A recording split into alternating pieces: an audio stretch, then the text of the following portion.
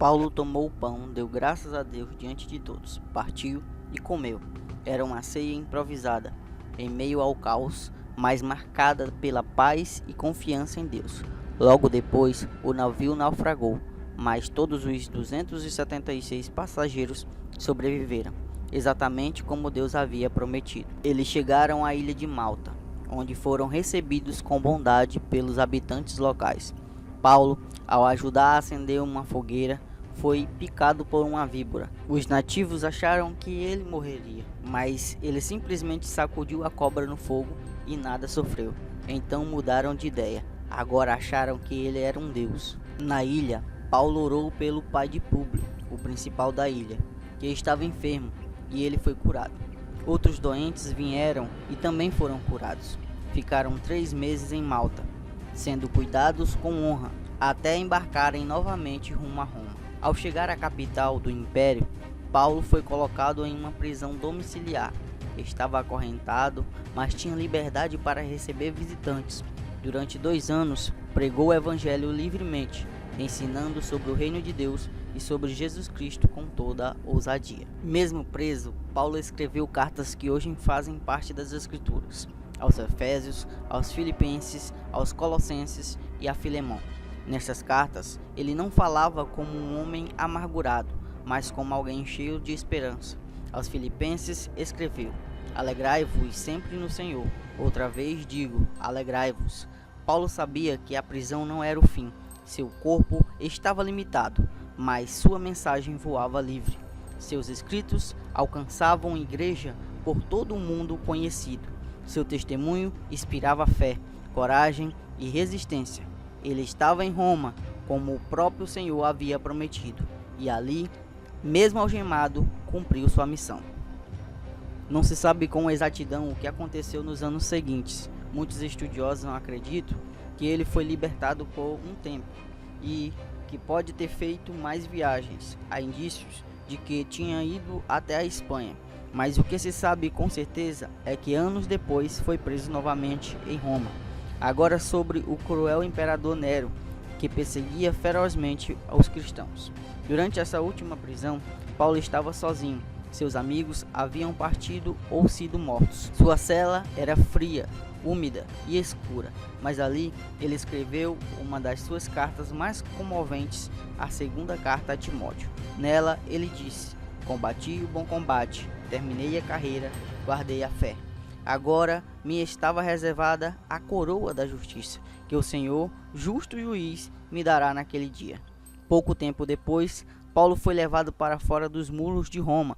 Ali foi decapitado por ordem de Nero. Seu sangue foi derramado, mas sua vida não terminou ali. Ele havia semeado o evangelho nos lugares mais improváveis, fundado igrejas em cidades-chave, escrito cartas que moldariam a fé cristã por séculos. Paulo partiu deste mundo como Marte, mas deixou atrás de si uma trilha de luz que jamais se apagaria.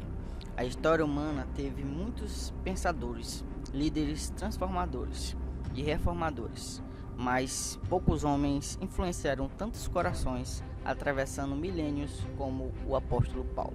Ele não fundou impérios, não construiu cidades, não liderou exércitos e, no entanto, seu impacto moldou o mundo ocidental. Um homem comum, de físico frágil, voz talvez tímida, mas com uma mente brilhante e um coração inteiramente retido a Cristo. Durante sua vida, Paulo pregou em sinagogas e praças, casas humildes e palácios, navios em alto mar e prisões sombrias. Enfrentou apredejamentos, naufrágios, traições, fome, frio, açoites, zombaria e abandono, mas nunca desistiu. Sua motivação não era glória pessoal, mas o avanço do reino de Deus. Seu combustível não era fama, mas o amor que o encontrou no caminho de Damasco.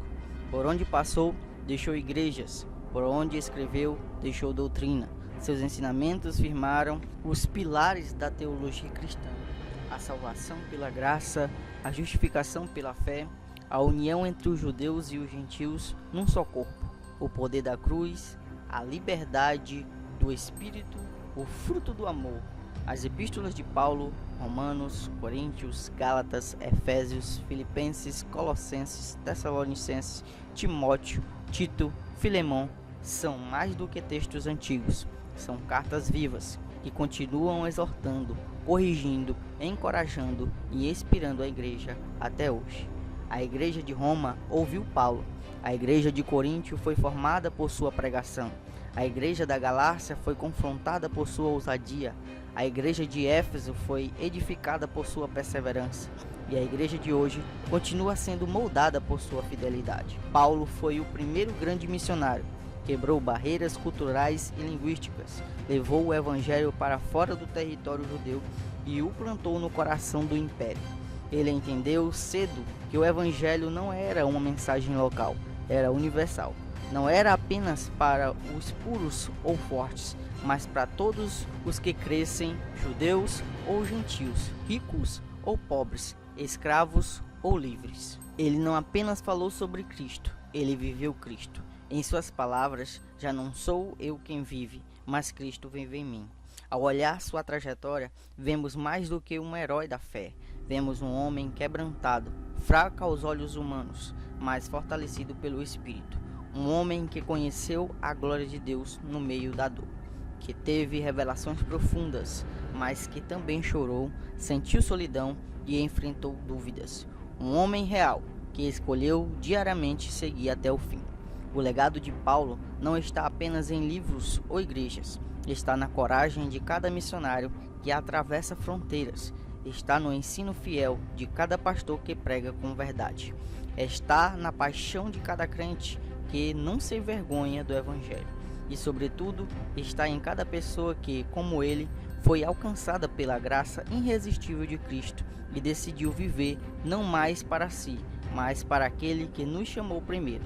Paulo combateu o bom combate, terminou a carreira, guardou a fé, e a história da igreja jamais será contada sem ele. Passaram-se séculos desde que Paulo caminhou pelas estradas empoeiradas do Império Romano. As cidades onde pregou mudaram, os impérios caíram, as culturas evoluíram, mas a voz de Paulo ainda fala. Ela ecoa cada vez que alguém lê: tudo posso naquele que me fortalece. Ela consola cada coração que encontra em Romanos 8, a certeza de que nada pode nos separar do amor de Deus.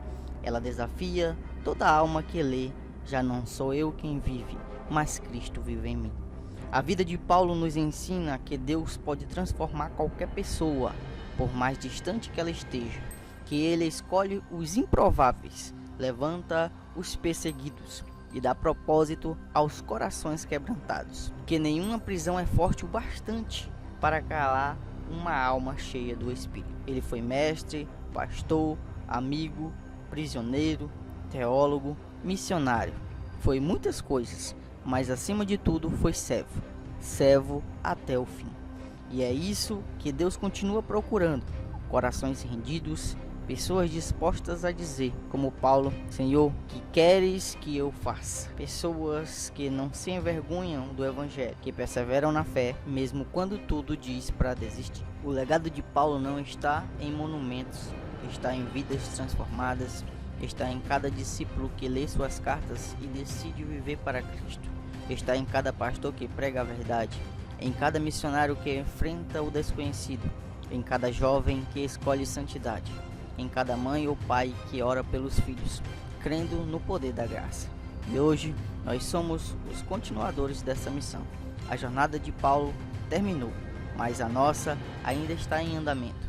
A chama que ele acendeu, alimentada pelo Espírito Santo, segue queimando em cada canto do mundo onde o nome de Jesus é proclamado. Que ao lembrarmos de Paulo, não vejamos apenas uma figura diante da história, mas um espelho daquilo que Deus pode fazer com uma vida entregue. E que no fim da nossa carreira possamos dizer com a mesma firmeza: combati o bom combate, terminei a carreira, guardei a fé. Se você gostou desse vídeo, já salva e compartilha, e deixe o seu like para que o YouTube possa recomendar para mais pessoas a palavra de Deus.